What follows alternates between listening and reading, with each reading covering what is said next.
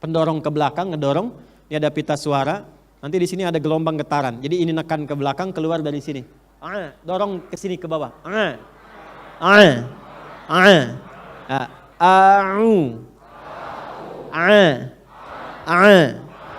Kalau yang ini a, kalau yang sini a. Yang ini apa? Yang ini?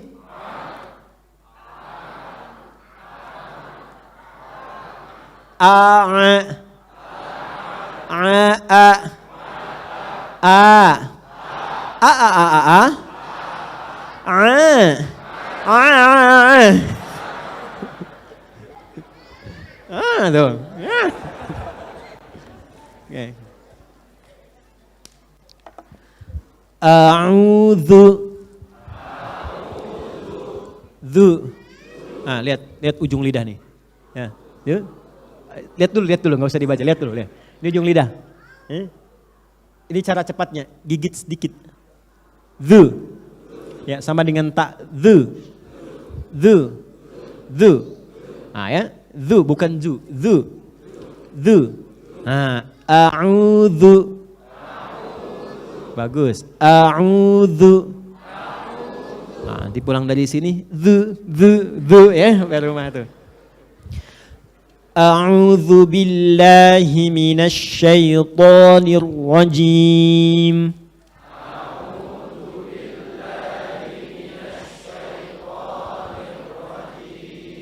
Sya.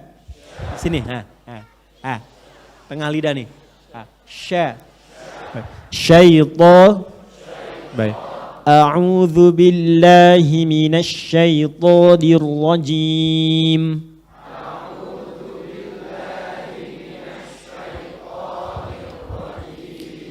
Bismillahirrahmanirrahim.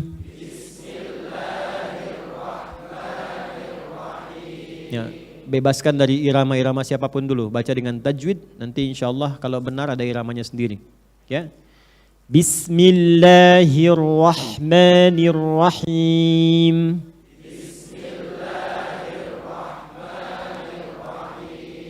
Baik, ha.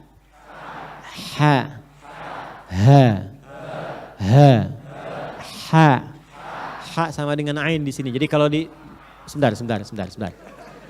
Kalau dipegang ini nanti ada getaran.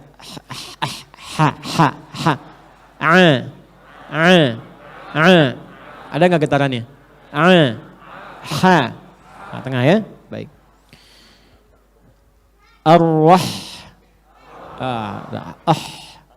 Him. Bismillahi.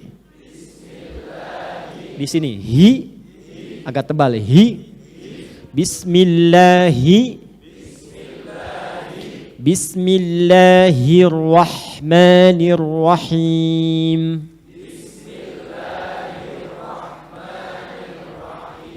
Baik. Ingat ain ya, ingat ain. Amma yatasaalun.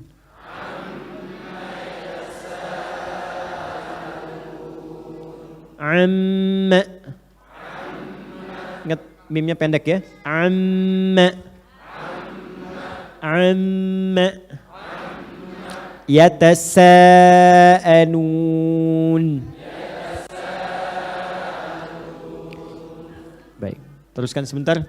Anin naba'il azim.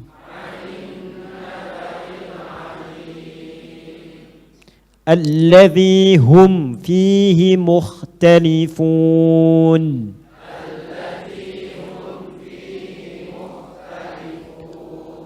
Enggak kayak ngorok, enggak. Muh di dalam muh. Bukan kho gitu enggak. Ya, bukan kho, muh tidak. Ya, di dalam muh. Enggak. Alladzi hum fihi mukhtalifun. Mukhtalifun. Bagus. Kalla saya'lamun. Thumma kalla saya'lamun.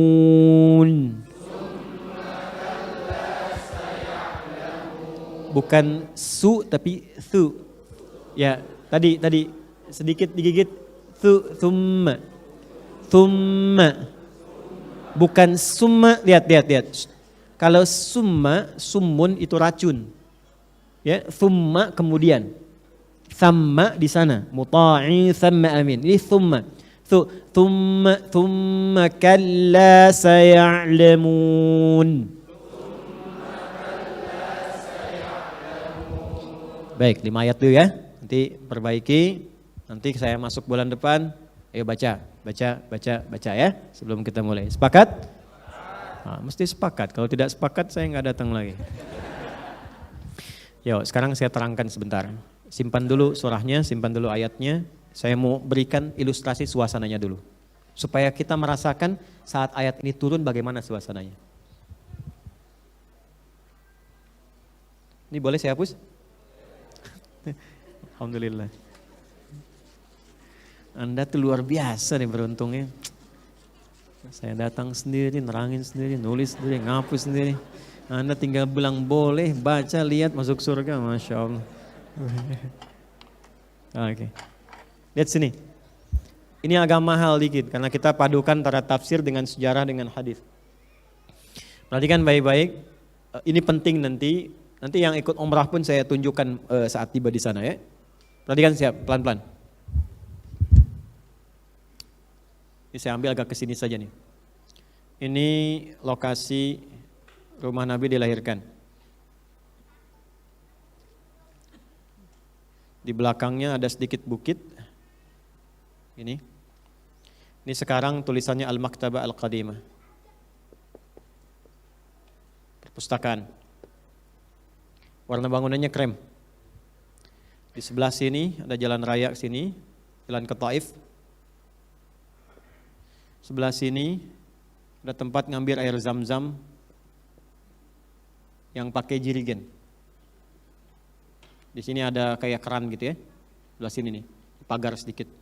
Biasanya yang jualan orang Taif. Kalau jirigen kecil 5 real, jirigen besar 10 real. Ini. Ya betul. Kemudian kalau sekarang ini turun, ada pagar sedikit krem, ada tangga di sebelah sini, naik ke sini. Sekarang di sini ada tulisan, ada gambar. Jadi ada yang ngelap, ada yang ruku, ada yang sujud dicoret. Jangan sholat menghadap ke sini, ya. Jangan lakukan ini, itu ditulis pakai bahasa Arab, pengingat, bahasa Inggris, bahasa Urdu, dan bahasa Indonesia. Artinya ada orang Indonesia yang pernah sholatnya ngadap ke sini gitu, jadi salah. Padahal Ka'bahnya di sini. Ini keluar. Area ini terus agak penuh sedikit ke sini. Ini sekarang ditutup gerbang sini project. Sebelah sini nanti ada wilayah Marwah. Di sini ada toilet, sekarang di toilet. Di sini area. Kemudian di sini ada bukit lagi besar sini. Ini rumah Nabi dengan Sayyidah Khadijah berumah tangga di sini. Turun ke sini. Ini bukit Marwah. Kemudian sini. Lanjut aja cepat ke sini. Kalau ini tarik garis lurus ke sini, ini ada turun di sini pakai tangga 1, tangga 2, ada di sini eskalator. Ini yang jaga biasanya pakai kursi merah di sini yang kayak kursi kecil gitu. Satu orang jagain. Turun ke sini. Ini namanya pintu Babus Salam di sini. Babus Salam. Kalau kita dari sini belok ke sini, terus ada tempat minum air zam-zam dengan keran yang langsung ambil minum. Tutup ke sini. Sekarang ada jembatan dari sini. Ini istana, ini Jabal Qubais ini. Ya, ini istana untuk nyambut orang haji atau umrah tamu negara. Jabal Qubais itu ini pusat kekuasaan dulu. Jadi siapa yang naik ke atas itu yang menandakan dia punya kuasa. Makanya Nabi setelah peristiwa Isra Mi'raj itu naik ke sini untuk menginformasikan. Sekarang risalah telah turun dan kekuasaan akan berganti. Okay? Nah, makanya sekarang pun dinasti Saud ini membangun istana di sini untuk menunjukkan itu yang punya kendali atas pemerintahan. Nah, kemudian di sini teman-teman sekalian dibuat nanti jalur khusus. Ini kalau kita teruskan ke sini, ini ada salah satu tiang nih lampu. Sekarang sudah agak nggak ada atas jembatan sini. Ada tiang besar lampu, ini rumah Abu Jahal di sini. Ya. Dan kalau kita tarik ke sini sampai ke ujung sini, ujung sini batas Jabal Qubais. Ini ada security di sini. Ada CCTV ke sini satu. Ini ada kipas angin di sini. Dari sini sampai ke sini jumlah kipas anginnya 35. Saya udah hitung betul. Saya udah hitung. Ustaz kok ada 36, berarti nambah 1. Sejak saya itu. Ini 35 dulu. Ini Gate Ismail, bab Ismail di sini, pintu 26. Terus sampai babun Nabi di sini. Babu Ali, babu Salam ke sini. Turun ke sini teman-teman sekalian. Ini nanti rumahnya Abbas radhiyallahu taala anhuma. Sampai tadi garis lurus ke sini, rumah Abbas di belakang samping pintu sini nanti ada Bukit Sofa. Sini rumahnya Arqam bin Abi Arqam dan tempat ta'lim Nabi dengan 40 orang pertama yang pertama masuk Islam. Disebut dengan As-Sabiqun Al-Awwalun. Terbayang suasananya? Terbayang ya? Baik. Bayangin aja dulu ya, sebentar ya. Ntar kalau udah nyampe sana insya Allah lebih kelihatan. Gak cukup dengan amin, nabung dulu, nabung. Ini jalan raya. Jalan ke sana, ke arah Mahbas Jin terus ke sana, langsung terowongan. Nanti ke sana ini akan jadi semacam apartemen tuh. Yang desainnya langsung ke arah haram. Ya, dibangun langsung ke sini. Untuk saat ini masih jalan raya. Di sini ada toilet dan tempat area wudhu. Kemudian langsung ke arah sininya Hotel Safwa. Langsung nyambung dengan Grand Zamzam. Ada apa? Jam gadang Arab, dia yang besar. Grand Zamzam. Nah ini setelah Grand Zamzam ke sini, ini kalau tarik pintu masuk ke sini ada pintu gate King Abdul Aziz. Ke sini ada jalan dipisahkan. Terus ini ada Hotel Hilton di sini. Yang warna krem. Lokasi ini rumahnya Abu Bakar As-Siddiq radhiyallahu taala anhu. Jadi kalau Anda ke sini, jalan, terus ada eskalator naik ke atas, ada musalla masuk pintu kecil. Nah itu rumahnya Abu Bakar di situ. Kalau ke sebelah sini ada jualan sejadah Turki murah tapi bagus. Ini yang ini sini. Depan ini persis keluar. Ada toilet juga di sini. Kipas angin. Nah, yang keduanya yang di sini, kipas angin kedua yang di sini. Nih. Nah, inilah parlemennya Arab Quraisy di jahiliyah. Lokasinya di sini. Kayak DPR-nya gitu, tempat kumpul, merencanakan. Pokoknya Abu Jahal, Abu Lahab, Abu-Abu itu kumpul di sini nih. Termasuk rencana embargo terhadap Nabi 3 tahun di sini direncanakan. Pembunuhan terhadap Nabi juga sebelum hijrah, ya. Kan nanti Nabi itu direncanakan akan dibunuh dan disewa 100 pasukan khusus dengan pedang terhunus. Di dalam sejarah disebutkan kalau lalat lewat pun itu ketahuan. Nah, nanti Anda bisa ilustrasikan rapatnya di sini, eksekusinya kan ke sini. Ya. Nah, nanti itu yang menarik. Perginya kemana Nabi dan situasinya bagaimana, bab sejarah. Makanya seru kelihatannya. Jadi kita nggak cuma mendengar begini, Nabi menerima wahyu di Gua Hiro. Gua Hiro itu di mana, Joni? Gua Hiro itu ke sini tuh. Jaraknya hampir 7 kilo, melewatin 5 bukit. Jadi kalau menerima wahyu, jadi ke sini lewat bukit ini, turun lagi, naik lagi, lewat lagi. Dan belum tentu jalannya lapang seketika. Saya pernah naik itu, sampai ke atas. Jadi 7 kilo dari sini kurang lebih, ya 5-7 kilo lah, naik lagi 700 meter. Sampai puncaknya turun lagi sedikit baru masuk ke guanya. Dan kenapa itu yang dipilih? Ternyata salah satu desainnya adalah desain guanya semua batunya menghadap ke arah Ka'bah. Langsung menghadap ke arah kiblat dan dari atas bisa meneropong keadaan masyarakat Mekah bagaimana pada masa itu. Ini contoh lompatannya. Nah, yang mau saya katakan begini, ketika Nabi diangkat ya oleh Allah Subhanahu wa taala menjadi nabi, menjadi rasul, kan turun ayat-ayat Quran kan? Tentang kenabian beliau, tentang peristiwa kiamat, tentang Quran dan sebagainya. Nah itu menjadi perbincangan hangat. Sehingga informasi yang dibawa oleh Nabi itu, yang dirasakan baru oleh mereka, itu mereka kemudian perdebatkan. Ada yang percaya, ada yang tidak. Berdebat mereka. Yang percaya itu, karena sifat Nabi dari dulu amin, al-amin. Ya Nabi itu orang terpercaya, Bapak Ibu sekalian. Itu selevel Abu Jahal, Abu Lahab, itu sepakat menyebut Nabi itu al-amin. Bahkan Abu Lahab itu menitipkan hartanya pada Nabi SAW untuk dijaga. Ya. Abu Jahal itu kenapa sangat dendam pada Nabi, walaupun dia yakin itu percaya, tapi nggak mau nolak terus, karena ada 2 kejadian spesifik. Kejadian pertama saat latihan gulat olahraga kalah oleh Nabi, malu di situ. Kejadian kedua, Abu Jahal melamar Sayyidah Khadijah, ditolak Sayyidah Khadijah. Nabi Muhammad malah dimintakan Sayyidah Khadijah melamar beliau. Disitulah ada dendam berkesudahan karena tertolak cintanya. Di sini. Hanya hati-hati nih kalau Anda mau lamar calon, lihat dulu nih, pernah ada yang patah hati enggak tuh dari situ tuh. Nah itu bercanda ya. Lihat sini ya. Jelas sampai sini? Yang mau saya katakan ketika ayat turun tentang kenabian Nabi. Ya. Ketika ayat turun tentang yaumul ba'tsi, kebangkitan. Ketika ayat turun tentang keistimewaan Al-Qur'an. Masyarakat terbagi, terbelah. Ya. Jadi ada yang meyakini Muhammad itu pasti benar karena orangnya Al-Amin, enggak pernah ada track record berbuat salah. Enggak pernah berkhianat, enggak pernah mabuk, enggak pernah zina, pokoknya terjaga baik aja.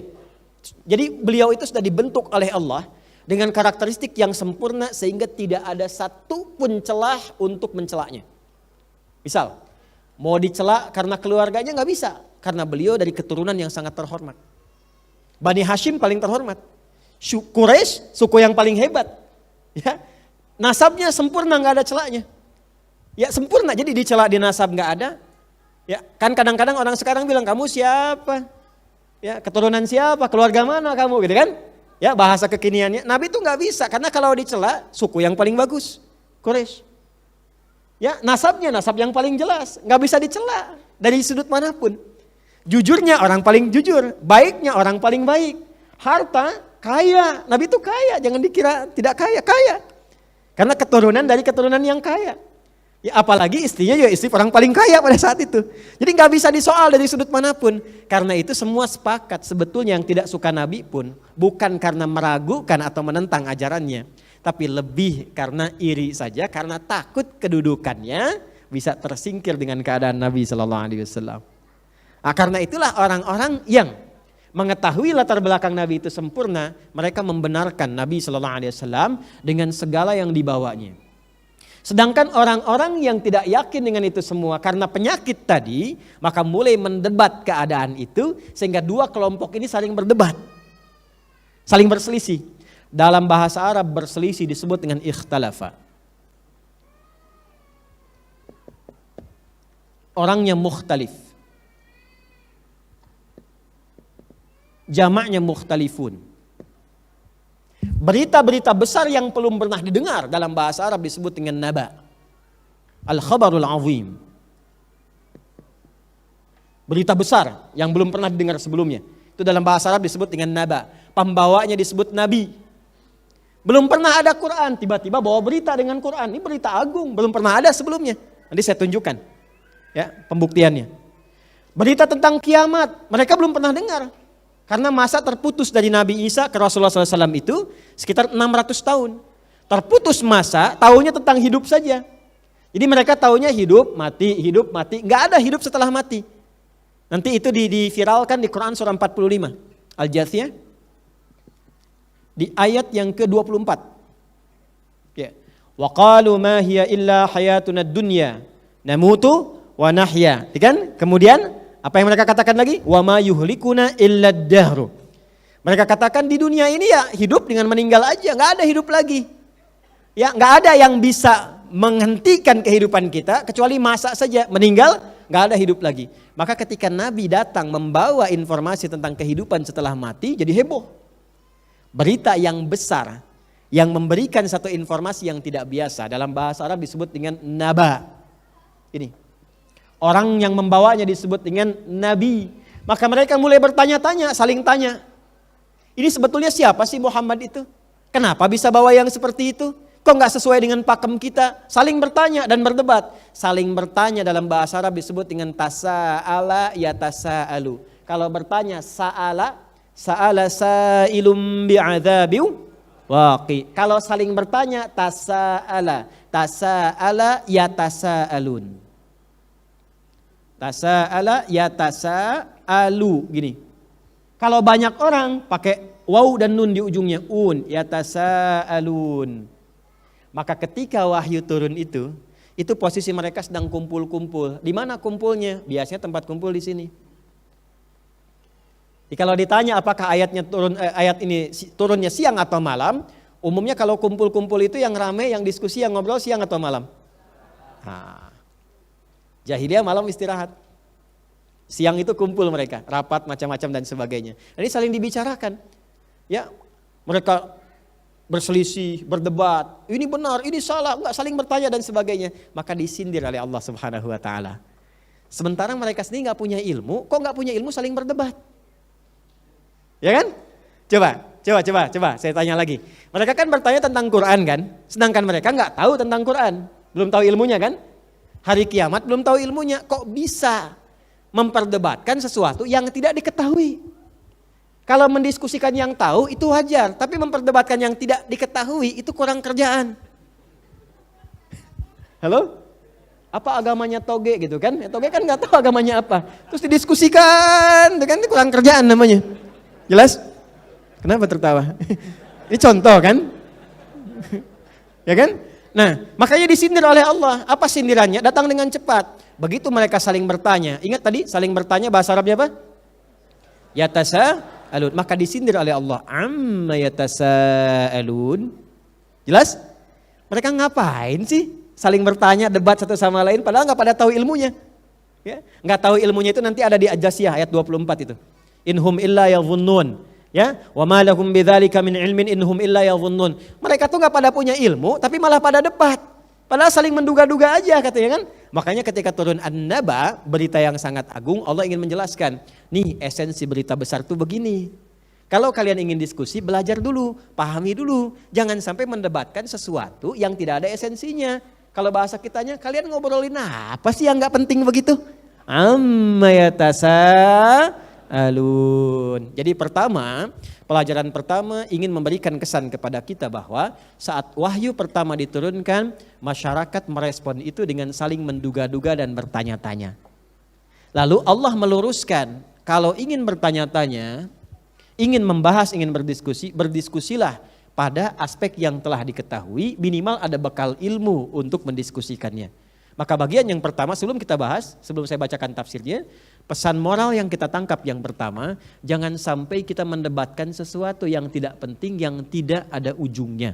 Apalagi yang tidak ada dasar pengetahuannya. Maka dalam istilah diskusi pun dikenal dengan debat kusir kan ya? Ya, karena kusir pun tidak pernah berdebat. Jelas sampai sini? Ya, maka kalau ingin diskusi, diskusi yang produktif. Jangan sesuatu yang nggak penting ditulis, diekspos, dibikin status, tapi nggak ada gunanya. Halo? Ya kan? Maka umat Islam tidak begitu karakteristiknya, apalagi insan beriman. Insan beriman hanya mengerjakan segala sesuatu yang bermanfaat saja. Paham sampai sini? Baik. Amma yatasa'alun. Ya, tentang apa mereka saling bertanya itu? Maka Allah kemudian menginformasikan pada Nabi Muhammad SAW dalam kondisi belum tentu Nabi mengetahuinya secara luas. Ya, wahyu turun aja kan? Kan yang dibincangkan di sekitaran kita nggak tahu kan?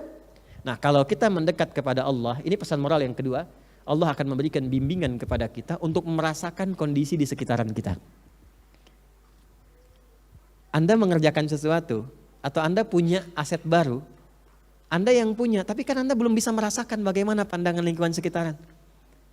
Beli mobil baru, pernah tahu nggak perasaan tetangga bagaimana dengan mobil itu? Ya kan? Maka ketika Anda mendekat kepada Allah, maka Allah akan memberikan satu penyertaan dalam diri kita yang memberikan bimbingan bagaimana merespon kegiatan di lingkungan sekitarannya. Jelas? Ini pesan moral yang kedua. Kita belum bicara tafsir. Ini baru pesan umum. Paham sampai sini? Baik, maka Allah sampaikan pada Nabi Muhammad SAW, ya Muhammad, ya Rasulullah SAW. Ketika ayat-ayat ini turun, kamu lihat mereka sering berkumpul, ngobrol-ngobrol dan sebagainya. Itu yang mereka bincangkan tentang wahyu yang turun. Tentang peristiwa-peristiwa besar, tentang informasi-informasi agung yang belum pernah mereka dengar sebelumnya dan diturunkan kepadamu. Anin naba'il azim alladzi hum fihi mukhtalifun. Dan sekarang keadaan masyarakat kamu itu, umat kamu itu ada yang berbeda-beda pandangan, ada yang membenarkan, ada yang meragukan, ada yang mengingkari. Jadi sekaligus ayat ini menjadi peta dakwah bagi Nabi SAW bahwa ketika ayat dan wahyu diturunkan, nih keadaan masyarakat belum tentu semuanya menerima. Ya, jadi ini hikmah Pak, Ibu.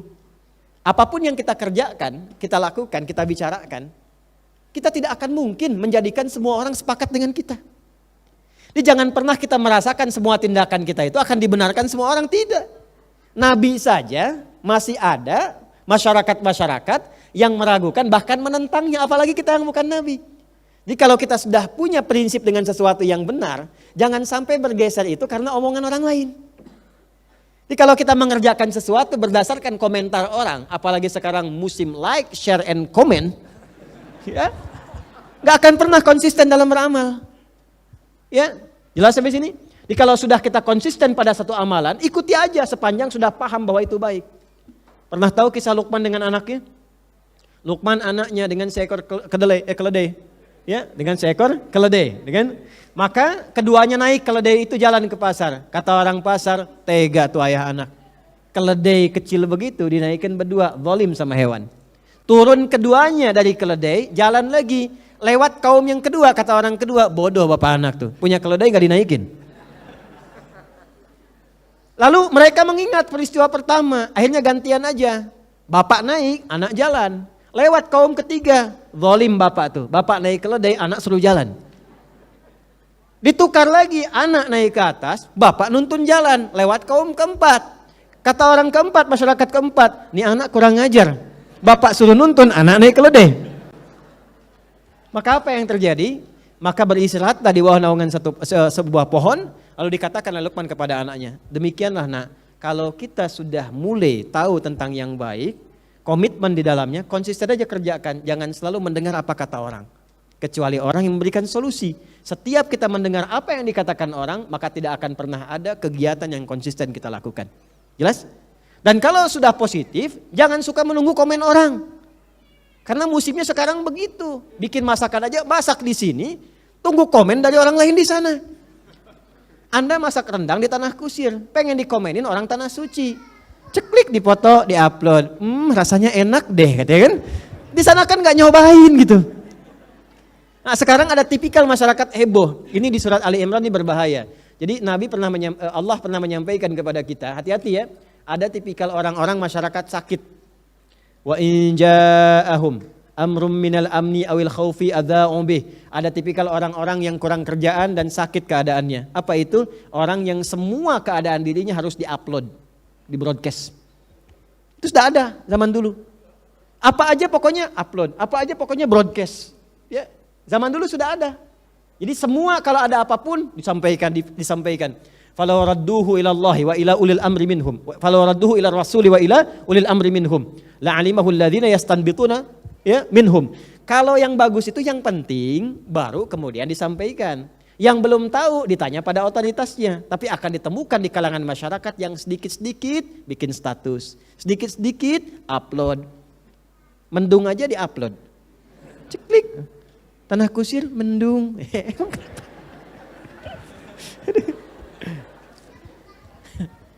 Aduh, ya Allah.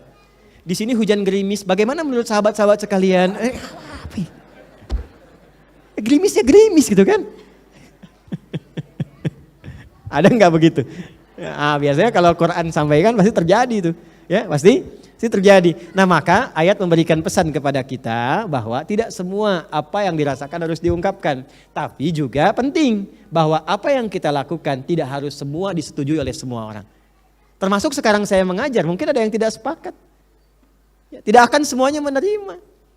Perbedaan pendapat itu biasa. Yang penting ada argumentasi kuat untuk menjalaninya, tapi jangan berselisih.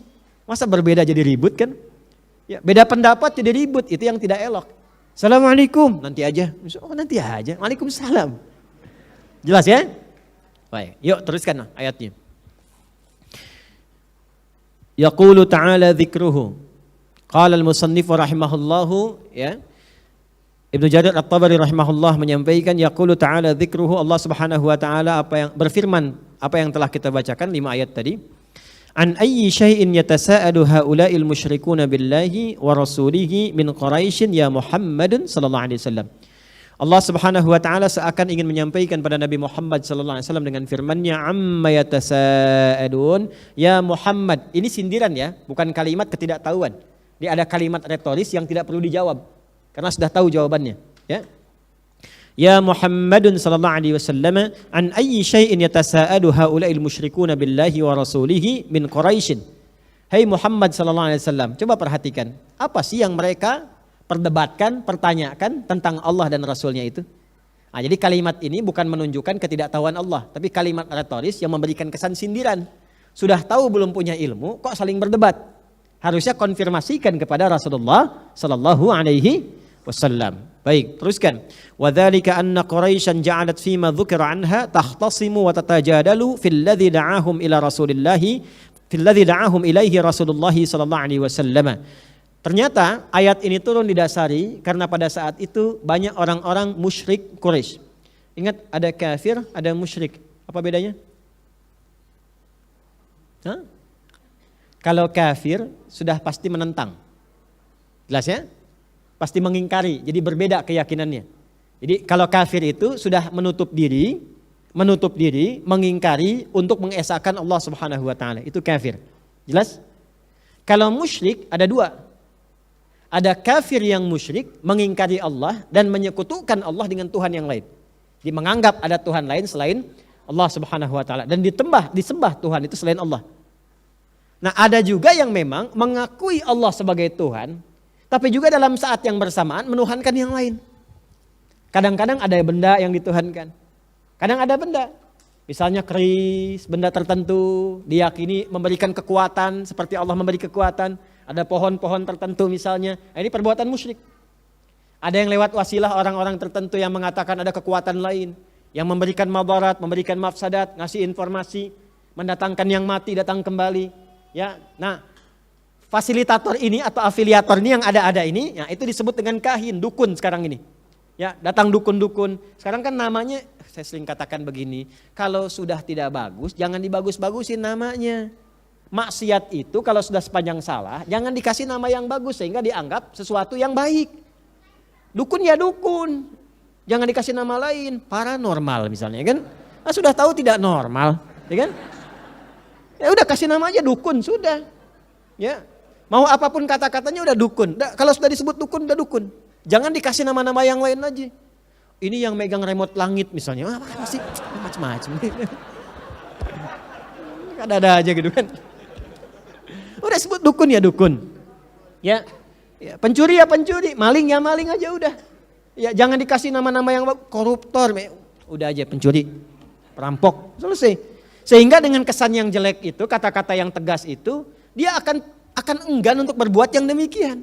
Karena statusnya akan dibawa. Ya, ini kadang-kadang dibagus-bagusin, perempuan keluyuran ya laki-laki malam hari, kupu-kupu malam. Kupu-kupu aja nggak begitu. Ya, laki-lakinya disebut buaya darat nih, buaya aja nggak begitu, kan? Jelas ya?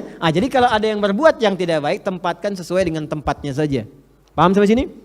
Nah, musyrik di sini teman-teman sekalian, musyrik itu bisa berlaku bagi orang yang ingkar sekaligus, ya, dan menuhankan selain Allah, itu kafir dan musyrik. Ada yang memang mengatakan beriman tapi musyrik, maka ini dosa besar yang sangat luar biasa, yang bisa menggugurkan seluruh amal soleh yang telah dikerjakan. Awas ya, jadi misalnya ada yang haji nih, misal saja.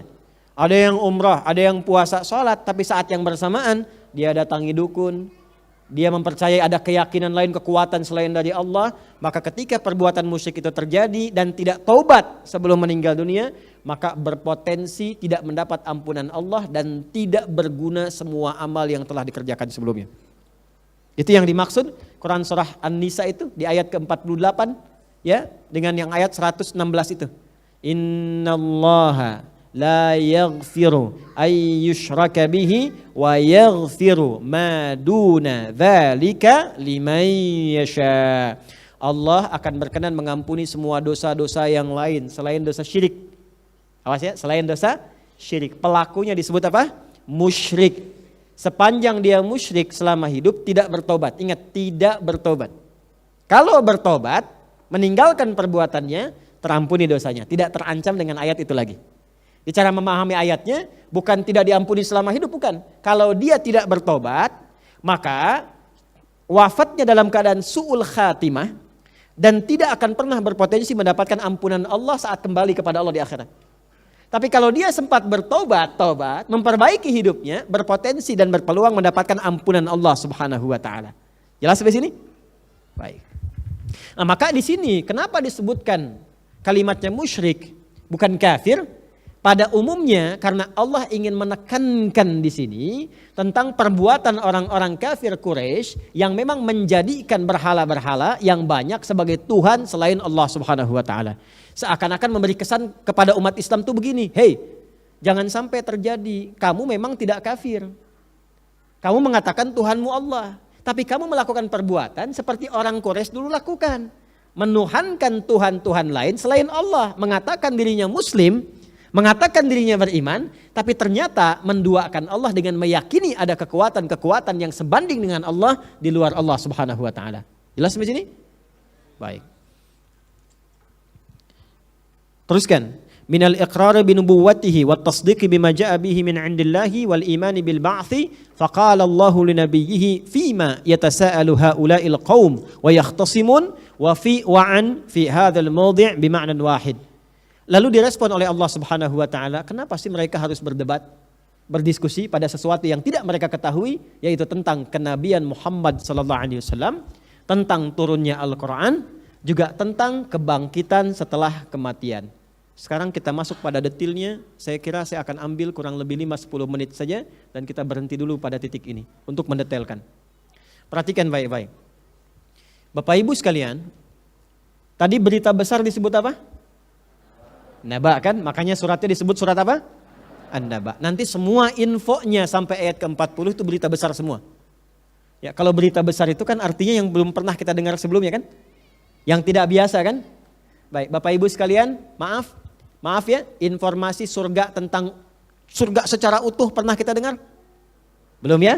Kalau ada informasi tentang surga secara utuh berita besar bukan? Suasana ketika hisab, ya pernah kita dengar belum? Kalau disampaikan berita itu secara detail berita besar bukan? Nah maka nanti di surat An-Naba ini sampai ayat ke-40 isinya berita besar semua. Bagaimana berbaris saat hari kiamat, bagaimana kita semua diam tidak bicara, bagaimana tentang surga, bagaimana tentang gunung-gunung itu berfungsi dan sebagainya. Itu semua berita agung. Karena itu suratnya disebut dengan surah An-Naba, karena dari ayat 1 sampai ayat 40 isinya berita besar semua. Pembawa berita besar, pembawa Naba, tadi disebut dengan apa? Nabi kan? Baik, ketika Rasulullah SAW, Muhammad SAW diangkat menjadi Nabi, maka proses pengangkatannya dengan turunnya ketetapan dari Allah berupa ayat-ayat Al-Quran. Sedangkan Quran itu ketika diturunkan dan diinfokan oleh Nabi kepada masyarakat Quraisy, itu kalimatnya tidak biasa mereka dengar. Tapi mereka takjub. Ini bukan syair, tapi kok kalimatnya begitu indah. Melebihi syair dan tidak seperti formulasi syair. Jadi orang Arab itu dulu sampai sekarang, itu diantara keunggulannya, mereka sangat mudah sekali membuat syair. Dan indah. Indah sekali. Jadi bisa kalimatnya misalnya i semua.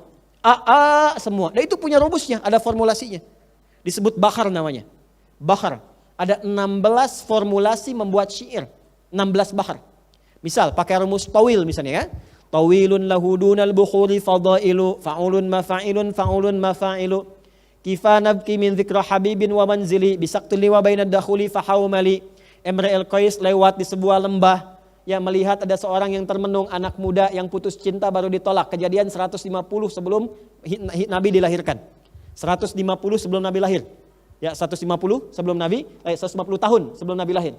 Di zaman jahiliyah, Imre al-Qais seorang pangeran pujangga lewat di lembah, ada anak muda sedang termenung karena baru ditolak cintanya. Menghadap kemudian ke gunung-gunung termenung, seakan-akan dunia hancur dan seisinya. Lewat beliau langsung bisa bikin syair. Ifa nabki min dzikra habibin wa manzili bisaqti liwa bainad dakhuli fahaumali. Hei yang sedang termenung di liwa bainad dakhuli fahaumali, antara haumal ya, dakhul dan haumal. Hei anak muda yang sedang termenung di sisi lembah itu yang baru ditolak cintanya. Hei perempuan itu bukan satu, banyak yang bisa engkau kejar, maka lupakan, move on dari yang ini, kejar yang lain. Baru lihat bikin syair.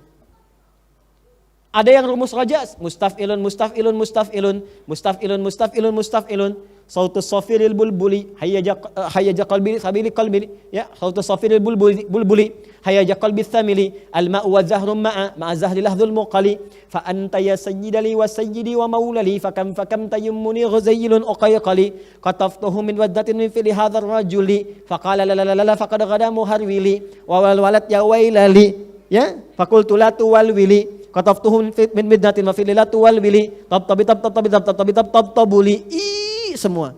Itu Imre al-Qais cuman lihat burung bulbul lompat-lompat di dahan bikin syair seperti itu. Pakai rajas rumusnya. Nabi pulang dari perang Tabuk ingin disambut, maka bikin syair menggunakan metode madid. Mufa'alatun mufa'alatun fa'ilatun mufa'alatun mufa'alatun fa'ilatun. Tala'al badru alaina min thaniyatil wada' wajabash syukru alaina mada'a lillahi da. Itu rumusnya madid. Mereka udah biasa begitu. Makanya ketika Quran turun, itu ujungnya bisa sama gitu. Tapi nggak ada formulasi seperti itu. Wadduha wallaili idza ma wadda'aka rabbuka wa ma walal akhiratu khairul laka minal semua tuh. Tapi dicek-cek sama Nabi Az-Zibyani sama yang lainnya, itu nggak ada rumus syair di situ. Nggak ada formulasinya dari 16 rumus itu. Ini bukan syair. Karena disebut dengan syair harus ada 4 syarat. Di antara syaratnya ada irama musik. Quran ada irama tapi bukan irama musik. Makanya Quran itu suara yang ketika firman Allah yang ketika dibacakan ada iramanya tapi tidak bisa disebut musik. Karena itu musik definisinya suara yang bernada berirama selain Quran dan azan. Ingat ya, suara atau nada yang mengandung irama selain Quran dan azan. Contoh begini nih. Nih. Baca. Nah. Baca. Baca. Ya. Ini kalau kita baca biasa, dig, dag, dug, biasa. Gak ada iramanya. Tapi kalau kita baca, dig, gedag, gedug, gedag, gedig, gedag, gedug, ya kan? Ada iramanya enggak? Itu musik namanya. Jadi suara yang melahirkan irama, itu disebutnya dengan apa? Musik namanya. Syair itu syaratnya, di antara syarat menjadi syair, mesti ada irama musiknya. Satu, fasahah, harus fasih. Yang kedua, khayal, daya imajinasi. Semakin tinggi imajinasinya, semakin tinggi nilainya. Makanya mereka sering berimajinasi itu untuk mendapatkan inspirasi datang ke lembah-lembah. Itu yang ada di Asy-Syu'ara, Quran surah ke-26 ayat 227. Syu'ara yattabi'uhumul ghawun. Alam tara annahum fi kulli wadi yahimun. Jadi mereka sering datang ke lembah-lembah cari inspirasi. Makanya di antara sifat pemusik yang tidak disukai oleh Allah, oleh Nabi itu sering mengabaikan waktu untuk hanya cari inspirasi. Sehingga ketika keluar kata-kata, cuman kata-kata aja maknanya nggak ada. Jelas ya? Nah Quran tidak begitu. Quran tidak begitu. Ayatnya belum selesai tadi ya. Nanti ada illal ladzina amanu. Kecuali nanti ada para penyair yang memang karena imannya kepada Allah membuat syair-syair yang mendekatkan diri kepada Allah Subhanahu wa taala. Nah, Quran itu dibaca ada iramanya, tapi tidak mengikuti irama musik karena bukan musik. Beda iramanya.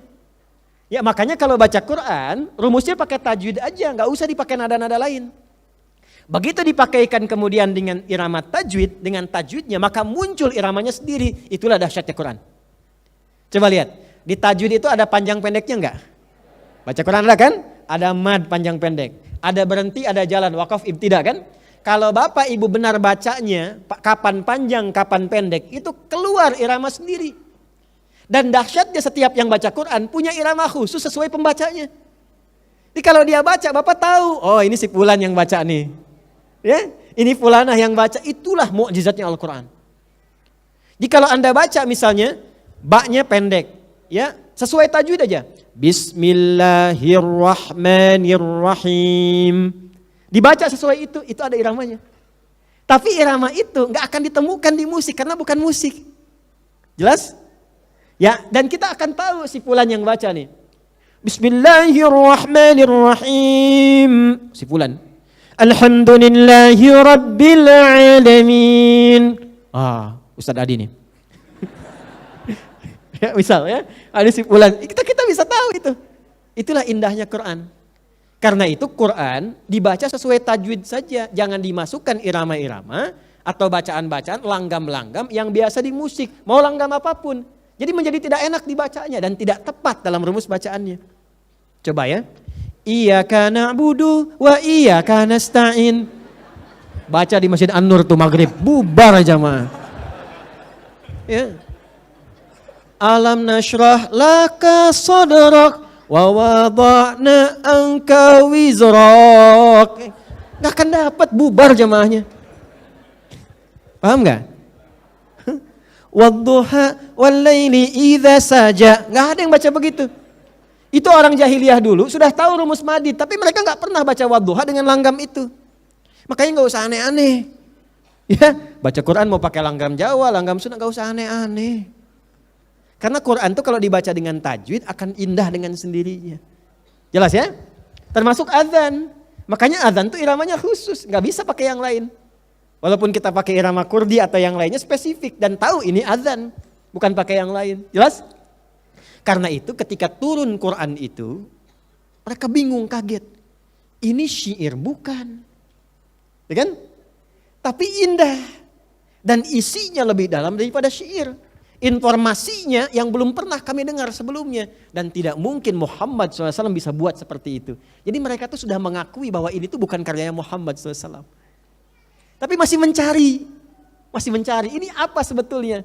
Ya kan? Karena itulah kemudian turun ayat ini untuk mengonfirmasi amma yatasaalun anin naba'il azim. Nah, anin naba'il azim yang pertama kali ditafsirkan oleh para ulama pertama dengan Al-Qur'an. Jadi mereka bertanya-tanya tentang Quran. Ini apa? Ini kalimat apa? Ya? Ini rumusannya bagaimana? Jelas sampai sini? Jadi saking agungnya Al-Quran, pertama kali diturunkan itu sudah menggugurkan dan mengalahkan kehebatan dan keagungan sistem sastra yang ditinggikan di masyarakat Arab pada saat itu. Itu keindahannya. Jelas sampai sini? Nah, dari mana taunya itu Quran? Yuk kita bacakan di sini. Bismillahirrahmanirrahim. Ya. Wakhtalafa ahlu ta'wili fil ma'ni bin naba'il azim faqala ba'duhum urida bihi Al-Quran. Dan berbeda pendapat para ulama memaknai yang dimaksud naba'il azim. Sebagian mereka berpendapat bahwa yang dimaksudkan di sini Al-Quran. Oke? Apa dalilnya? Dzakara man qala dzalika, disebutkan dalam riwayat. Nah ini saya senangnya tafsir Ibnu Jarir itu begini. Jadi kalau menyampaikan sebuah makna didukung oleh riwayat. Jadi beliau tuh pintar, ilmunya banyak, tapi tidak pernah ingin menafsirkan Quran dengan pendapatnya sendiri. Riwayatnya apa? Setelah riwayat baru kesimpulan. Ya, apa riwayatnya? Ya. Haddatsani Muhammad bin Amr telah menyampaikan kepadaku Ibnu Jarir At-Tabari Muhammad bin Amr. Qala haddatsana Abu Asim, Abu Amr dari Asim. Qala haddatsana Isa. Ya, kemudian Abu Asim dari Isa. Wa haddatsani Al-Harits, Isa dari Al-Harits. Qala haddatsana Al-Hasan. Ya, Al-Harits menerima dari Al-Hasan. Qala haddatsana Warqa. Ya, Al-Hasan menerima dari Warqa. Jami'an an ibni Abi Najih, semuanya dari Abu Najih. Abi Najih dari Mujahid. Siapa Mujahid itu? Mujahid itu seorang ahli tafsir, muridnya Ibnu Abbas radhiyallahu taala anhuma. Ibnu Abbas dari siapa? Dari Rasulullah sallallahu alaihi wasallam. Di kita tuh ada begitunya. Jadi kalau dapat info dari siapa? Si fulan sampai ke sumber utamanya. Itu yang utama tuh di Islam seperti itu. Apa maknanya? Fi qaulillahi ta'ala 'anin naba'il 'azim, bahwa yang dimaksud firman Allah Subhanahu wa taala 'anin naba'il 'azim, yang dimaksud qala Al-Qur'an. Pertama adalah Al-Qur'an. Jadi ketika Quran diturunkan pada Rasulullah sallallahu alaihi wasallam itu heboh. Masyarakat Mekah yang mengatakan yang paling hebat syairnya, yang paling pandai bikin syair, yang paling hebat susunannya, ternyata ditaklukkan oleh Al-Qur'an dengan satu ayat turun saja. Bahkan kadang dengan 2 huruf turun saja. Ibu tahu, Bapak Ibu, Umar bin Khattab tahu kan ya? Saya tidak katakan kenal, tahu kan? Ya kan? Kerasnya luar biasa kan? Keras luar biasa, memusuhi Nabi, pengen bunuh Nabi. Itu takluknya cuma dengan 2 huruf saja. Toha. Mau menghantam Nabi, di jalan ketemu dengan seseorang.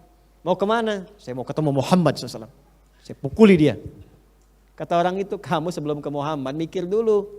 Itu saudari kamu itu udah masuk Islam, marah, langsung datangi ke tempatnya. Begitu mau masuk, dengar ayat dibacakan satu aja, Toha, bergetar jiwanya. Bergetar. Penasaran, gak jadi pengen mukul itu. Dan puncaknya masuk Islam. Ya, tolong berikan kepadaku apa yang dibaca tadi. Aku gak mau, lebih baik serahkan nyawaku daripada Quran yang disakiti. Ya, daripada Quran yang dilecehkan. Dulu tuh begitu. Ya, saking tingginya nilai firman Allah meresap pada jiwanya. Itu gak ada nilai gitu. Dirinya itu merasa gak ada nilai dibandingkan dengan Quran. Karena merasakan bagaimana Quran bisa merubah hidupnya. Lebih baik engkau sakiti aku daripada engkau lecehkan Quran. Tidak, aku berjanji tidak akan melecehkannya. Bersihkan dulu dirimu katanya. Masya Allah, bersihkan dulu dirimu. Baru kemudian dibaca. Begitu baca, Toha, bergetar, keluar air mata, masuk Islam. itu Umar sekeras-kerasnya baca Toha, masuk Islam, jadi orang yang hebat kemudian hari. Anda dikasih Yasin sampai tamat, kenapa sih gak berubah-ubah?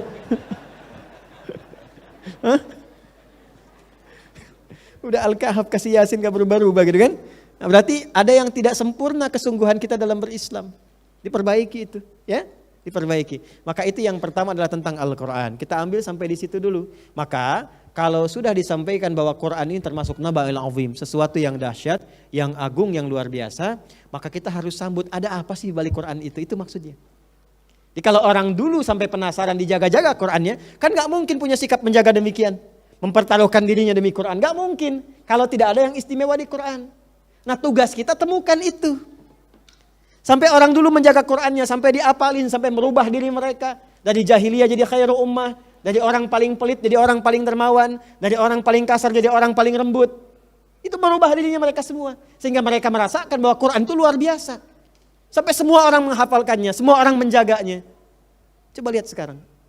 Saya sedih kalau lihat mushaf itu tiba-tiba berdebu. Ya kan? Dianggap biasa. Itu disebutnya naba'il azim. Sampai orang Quraisy pun yang ahli sastra itu kagum, kaget dan tercengang dengan Quran. Masa kita yang gak bisa bahasa Arab gak punya respon demikian? Maka dari sekarang coba pelajari apa keutamaan Quran, apa keindahan Quran. Minimal coba deh luangkan waktu setiap hari dengan membacanya. Pasti akan terasa dampak keindahannya. Jelas sampai sini? Baik, kita tidak akan temukan apa keindahan-keindahan yang lain sebelum kita meneruskan bacaan-bacaan dan maknanya. Insya Allah kita lanjutkan di pertemuan berikutnya. Ada apa sih sebetulnya di isi Quran itu sampai harus kita pertahankan dengan segenap jiwa dan raga kita dan kita jaga sampai berpulang kepada Allah Subhanahu wa taala. Ada apa di balik itu? Ada jawabannya di bulan yang akan datang insya Allah. Baik, izinkan saya menyampaikan pengumuman sebelum saya tutup. Yang pertama Bapak Ibu sekalian, insya Allah ini hari baik, di bulan yang baik. Saya menganjurkan seperti Nabi pernah memberikan isyarat, isi dengan amal saleh. Minimal coba biasakan berpuasa ya. Boleh puasa tanggal 1 sampai 9. Perhatikan baik-baik. Boleh puasa tanggal 1 sampai tanggal, rumusnya perbanyak. Perbanyak itu bisa berurutan boleh. Bisa misalnya sekarang gak puasa dulu, besok Senin puasa. Selasa puasa, Rabu puasa, libur misalnya, boleh. Atau kalau kita belum ada kesiapan, nanti tanggal 8 latihan, tanggal 9 jangan tinggalkan. Walaupun hukumnya sunnah muakkadah, tapi pahalanya besar sekali. Bisa menggugurkan dosa setahun berlalu, dan menjaga tidak berbuat dosa setahun yang akan datang. Itu satu. Yang kedua, yang mampu berkorban. Saya ulangi, yang mampu berkorban. Kalau sudah siap kurban dan sudah ada hewannya, sudah diniatkan, maka mohon jangan potong dulu kuku dan rambut yang melekat di tubuh sampai hewan kurbannya disembelih. Jelas ya? Jangan potong dulu kuku dan rambut yang melekat di tubuh sampai hewan kurbannya disembelih. Jelas sampai sini? Baik, karena masa-masa itu adalah masa-masa pendekatan dengan Allah dan perkenan Allah mengampuni dosa orang ini sehingga diharapkan terampuni dosa sebelum bagian tubuhnya terlepas dari dirinya. Jelas? Baik. Yang ketiga, sempatkan diri untuk bisa memaksimalkan sholat Idul Adha pada waktunya. 10 Dzulhijjah.